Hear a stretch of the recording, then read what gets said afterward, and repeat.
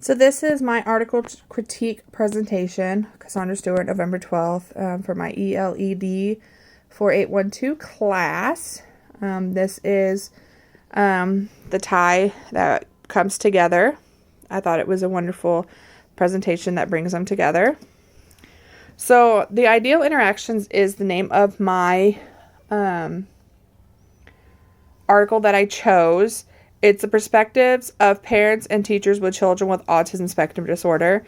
And I chose this apple as my representation as well as the puzzle pieces because every child is unique with autism and no puzzle piece is the same. And so I chose that as that apple represents the teacher, the colors of the puzzle represents the students, and putting it together represents the relationship between the parent and the teacher in the classroom.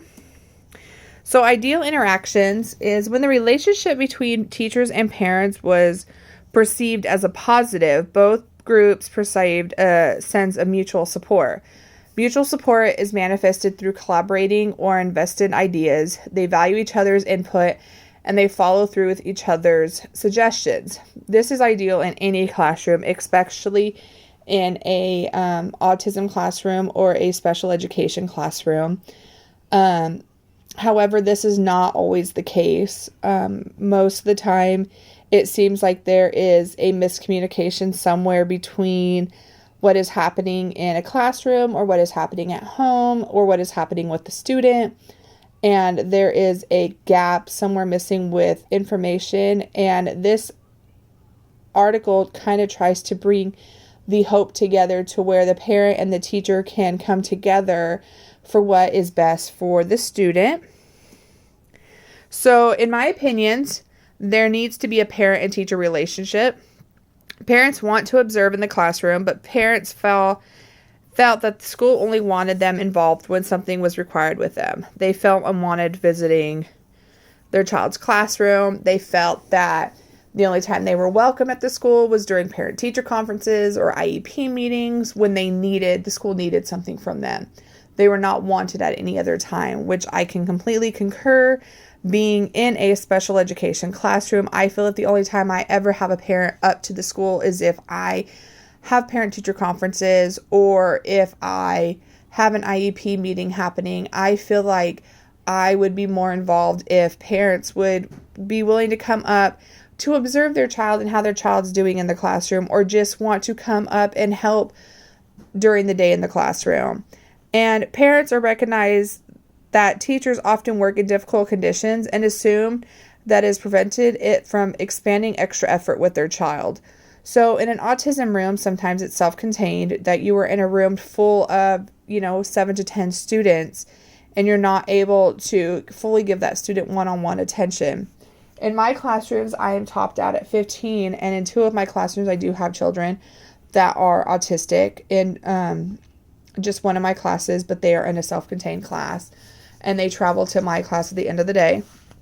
And I try and give them that one-on-one attention that I can, the best that I can, but it is hard when I have, other students, so I'm not able to give them the best that I am wanting to give them. So some reflections that I did have is parent-teacher communication is necessary and expected, but rarely achieved, especially between parents and teachers of children with special needs.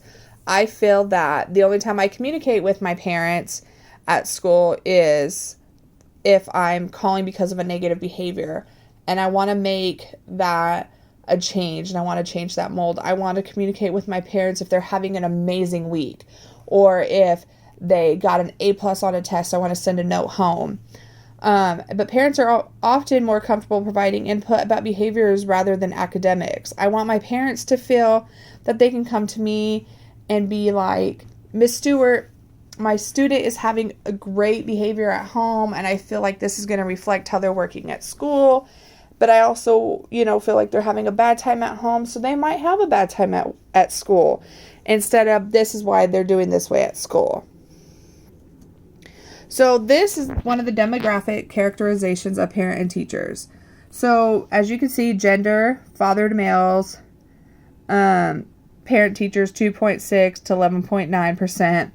This mainly goes down mothers to females, 94 obviously is very much higher because there's more of a relationship with mothers to females and than fathers to males. As we have learned in the classes that the marriages normally do fall apart when you have a special ed student, because normally the mother gives their all to that student or that child, then with the father, they normally can't handle it. But one thing I thought was interesting is it went down. It talks about the race of the child, the thought, or the grades taught, I'm so sorry. But not about the parents, but the teachers. It got higher with special education in years, 10.3%. Teaching children with ASD in years was only 6.0%. So you're still teaching high with those, but it still went high with high school, vocational degree, unemployed. So we need to make sure that we're touching on some of these subjects: high school, vocational degree, unemployment, annual income, not married, with some of those parents, because maybe some of those parents are having a hard time at home, so therefore it's affecting some of the behaviors at school as well, because students can feed off of their parents. So what parents are wanting from their kids' teachers? So we'll start here. Parents are concerned about communication and contact, but teachers are concerned about communication mechanisms. Both are concerned about the quality of communication. So in order to fulfill that void, we need to make sure that the communication is met on both limits. The teachers are communicating with the parents, as well as the parents communicating with the student and the teacher. But parents also want to hear about their child's strengths. We spend so much time talking about what the child has done wrong or the behaviors in the classroom that we forget as educators to talk about what the child has done great in the classroom. And they also want to know about their daily, weekly, and general progress. They don't want to talk about their IEP yearly goal or their IEP general goal. They want to hear about their daily goal. Their daily goal today is to learn about their ABCs. It's an objective that they have in the classroom that every student should get. We should be giving that to our parents, but there has to be some sort of a communication, whether it be class dojo or something along those lines, so that way we can communicate better with our parents. Then we go down here. Parents want to be aware of who their child's interacting with during the day, which is amazing, because not only do teachers have pairs in the classroom, there's multiple pairs in the classroom, as well as a nurse. Other teachers, I know that when our self-contained autism students go by my classroom every day, I give them a high five. Most of the time, if I have candy, I'll hand them a piece of candy based on their, teacher's behavior for the day.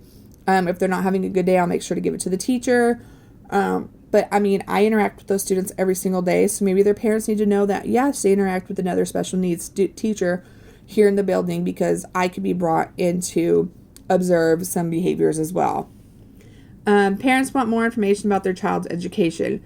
They don't want to just know about the generals that they're getting. If they can help with more strengths, more weaknesses, because at home we want to be able to give our students the best that we can get. And again, both parents and teachers want general and genuine communication. Being able to communicate with each other in and out of the classroom and in and out of the school is what we need best for our students. So then it brings me to what teachers are wanting from their parents. So number one, teachers want more face-to-face time with parents. So as mentioned before, parents feel like we only want them at the school during parent-teacher conferences, but us as teachers, we want them at the school more than just that. So I feel like we need to engage that with our parents to let them know that they are welcome at the school more than just at one time a year. Teachers want parents to respond to their written communications. When we send notes home, we want a note back, or we want something written back, because that's our way of keeping notes or keeping a record for the student that we have communicated with their parents. Number three, school-based meetings. Teachers speak more frequent than parents, and parents' input often is ignored, silenced, or criticized. I've seen this one too many times, especially in an IEP meeting, where the parent feels like they're being talked at and not talked to. And as a parent with children on IEPs, I want my parents, when I go into my IEP meetings, to be able to express every concern that they have, because if they're not getting that concerns met, then we as educators can't meet their parents or their students' needs, and we have failed that student automatically.